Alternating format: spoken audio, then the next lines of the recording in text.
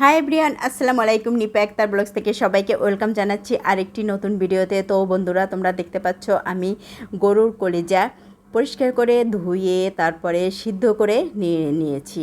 আর এলাচ, দারচিনি, লবঙ্গ, তেজপাতা, আদা রসুনের পেস্ট, হলুদ, মরিচ, জিরা, ধনিয়া, গরম মশলা, মাংসের মশলা আর পেঁয়াজ কুচি, এই যে ভিতরে পড়েছে মশলার, তো পেঁয়াজ কুচি সবটা দিয়ে দিয়েছি। আর প্রেসার কুকারে আছে এই যে সরিষার তেল দিয়ে দিয়েছি। এখন এই কলিজাটা খুব সুন্দর করে মশলার সাথে মাখিয়ে তারপর প্রেসার কুকারে একবারে বসিয়ে দেব। এটা থেকে যে পানি বের হবে তা দিয়েই সুন্দর করে ভুনে নেব। তো এই যে দেখো, প্রেসার কুকারে আমি ঢেলে দিয়ে দিয়েছি। আর এখন আস্তে আস্তে করে সুন্দর করে ভুনে নেব।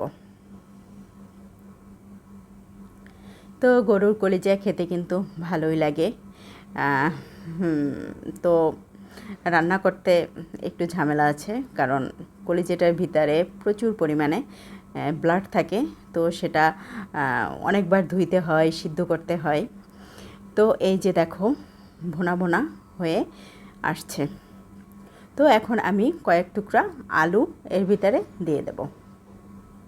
তো একেবারে খুব সুন্দর করে ভাজা ভাজা করে আমি ভুনে নিচ্ছি। তো এখন আরও একটু আমি ভুনে নেব। তারপরে সিদ্ধর জন্য আমি পরিমাণ মতন পানি দিয়ে দেব। তো একেবারে লো হিটে আমি ভুনতে আসি কিন্তু সুন্দর করে। তো এই পাশে গরম পানি রেডি আছে। এখন আমি এই কলিজার ভিতরে দিয়ে দেব গরম পানি। তো পানিটা আমি এখন দিয়ে দিচ্ছি, পরিমাণ মতন দিব, সিদ্ধ হওয়া আর হালকা যাতে একটু মাখো মাখো থাকে ওইটুকু পরে আমি টানিয়ে ভুনে নেব সুন্দর করে। তো এখন প্রেসারের মুখ ঢাকনা দিয়ে দেব, আটকে নেব। তো সিদ্ধ হয়ে গেছে। প্রেসার কুকার থেকে আমি ঢেলে নিয়েছি কড়াইতে। অনেকখানি ঝোল ছিল, টানিয়ে নিয়েছি, প্রায় ভুনা ভুনা হয়ে আসছে।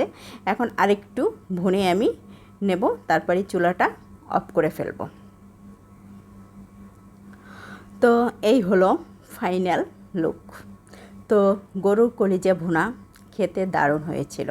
আর ভিতরে যে কয়েক টুকরা আলু দিয়েছি, আলুটাও বেশ মজা হয়েছিল খেতে। তো ঠিক আছে বন্ধুরা, আজ এ পর্যন্তই। তো অবশ্যই লাইক, কমেন্ট, শেয়ার করে দিও, বেশি বেশি আমার ভিডিও দেখো, আর ফলো করে দিও, সাবস্ক্রাইব করে দিও। তো ঠিক আছে।